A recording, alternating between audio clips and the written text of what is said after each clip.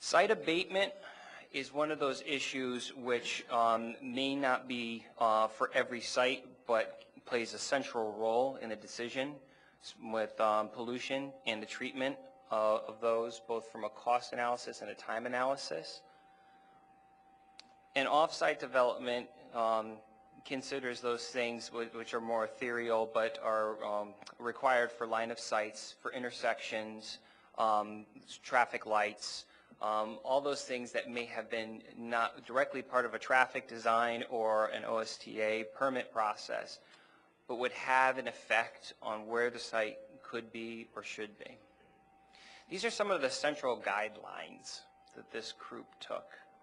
They are not all of them, but they do lift up what you have heard or have been discussing over the last hour or so about what the guidelines that were brought up in earlier public discussions and what this team needed to take and move forward with in their site designs and their site decisions. So I put together a couple of paragraphs here which I just kind of wanted to summarize and make sure that you understood where this team was coming from. The criteria that we use must suitably respect the guiding principles established for Sandy Hook School, and they must do so without violating the tenets of logical development with guide typical site design. These premises need not be independent or adversarial, but can be a partnership process which lead to a finished school that embodies hope and learning and a caring community. And the team took those to heart. So with that, and again, we didn't really want to get into any site-specific areas. We just wanted to introduce a lot of the criteria that the team used so that when you see the sites, you know what they were working with to get to that point. So if there's any questions, we can entertain them. Excuse me. Yeah. When you give the list of sites, will that include sites that don't meet the criteria? The document that you'll receive will include all the sites that we considered, including the ones that we never took past the first step. Yep.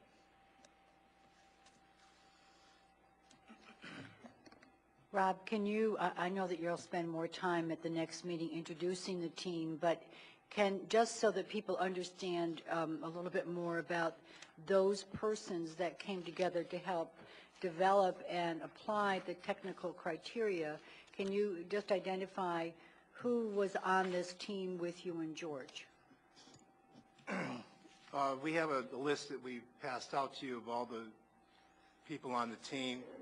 They've all volunteered their time. BL Companies with James Fielding and John Mancini, they've done schools all over the country in Connecticut, all over, I think up to 95 different schools in their resume. Cherry Hill Construction with Todd Perry, they've done a lot of work on schools in Connecticut with these other companies. Claris Construction with Phil Clark. Phil has done a lot of, he is a Newtown resident, has done a lot of work for us, for the town, a lot of volunteer work for the ambulance garage. He also volunteered to do some of the initial architecture we needed to get a prototype building for the sites. He also helped us with the other people selecting other companies. Frederick P. Clark with Mike Galanti. He has done probably every traffic study we've had done in Newtown since I've been here. He's been hired by all different people, and he knows Newtown better, I think, than we do sometimes. Turner Construction, the three people there, Chris Smith, Mike Donalo, and Kevin King, are all Newtown residents that really volunteered to begin with to start this process, and Pat put us in contact with those three people really to begin with, to form the group along with Phil Clark. And they've done numerous schools, again, throughout Connecticut and throughout the country. They're all both companies, BL Company and Turner, are both national companies that you can look up, Google them and look and see their background. They have extensive background and experience with schools in specific. And then there's Rob and I. And Gino obviously helped with the Board of Education as Director of Building and Grounds. So we had a really good group that has met. They've compiled this in 45 days, which normally would take, when you see the book you'll get next week, it normally would take 6 months to a year to compile the data they compiled in the 45 days. And they worked twice a week, 9 to 12, Tuesdays and Thursdays with us. And they worked in their own offices. They spent a lot of time on this, and I can't speak any, when you see the document, you're going to be amazed at the amount of information they've gotten together for us in a short amount of time on a volunteer basis.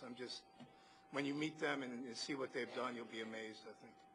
And we've really tried to keep it on a technical level with looking at, with the emotions everybody has, but we'll present to you, I think, what you'll need to make your final decision. But I look forward to you seeing the book and what the work these people have done. Thank you, George. I really think it's important to emphasize that the fact that within a week or two after December 14, I was approached by representatives of Turner, and that is Mike Donalo, Kevin King, and Chris Smith, who are all Newtown residents.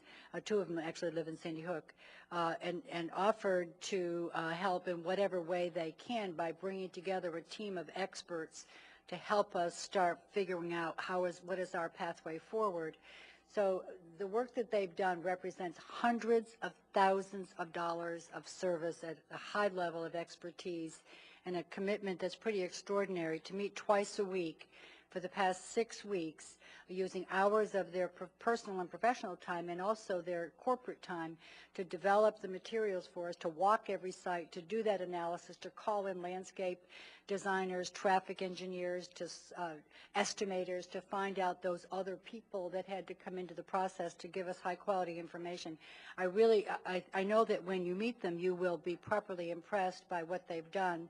But I want you to come to that meeting next week when you meet them, knowing that they represent an extraordinary spirit of volunteerism and highest level of professionalism, and that Newtown has received a great gift from their work.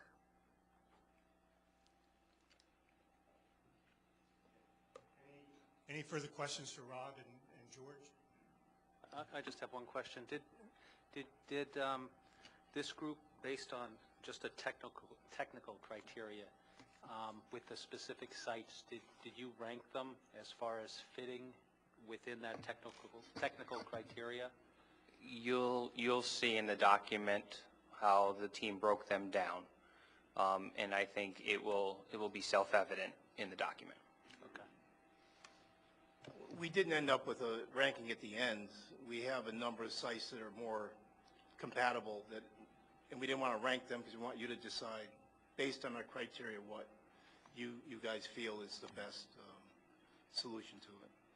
We did narrow it down, obviously, from the 40 or so sites we looked at. They've been narrowed down, and we'll go through that process next time. Okay. Thanks. Anything else? Great. Thanks so much.